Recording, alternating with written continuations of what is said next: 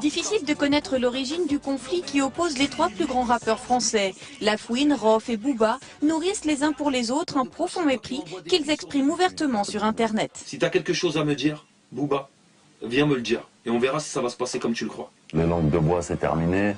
Et il faut pas jouer... Il y a 2 jours, Booba et La Fouine ont sorti simultanément leur dernier single, 2 titres qui portent le même nom, TLT. Pour les rappeurs, un nouveau prétexte pour s'invectiver. Tu t'appelles La Fouine, normal que tu veuilles manger à tous les râteliers. Booba, arrête tes conneries s'il te plaît. Mais la guerre du rap a dépassé la simple guerre des mots avec les coups de feu tirés sur la voiture de La Fouine hier matin. Ce qu'on voit, c'est quand même que les armes sont sorties, que c'est pas réjouissant tout ça. C'est ça commence à atteindre une folie. Et même, d'ailleurs, je dirais qu'on le ressent aussi via les réseaux sociaux. Il y a de plus en plus d'appels à la haine, d'appels au meurtre. Cet événement s'est opportunément produit la veille de la sortie de l'album de La Fouine, en plein début de promotion.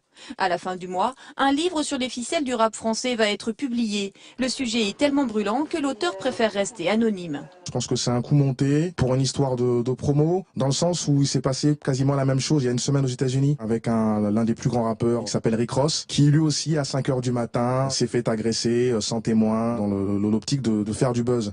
Mais la surenchère peut aussi aller loin. Il y a 17 ans, le conflit ouvert entre 2 stars américaines du rap, Tupac et Notorious Big, s'était fini tragiquement. Ils ont été tués en pleine rue à 6 mois d'intervalle. En attendant, en France, une enquête judiciaire a été ouverte par le parquet de Créteil sur les circonstances de l'agression dont La Fouine a été l'objet.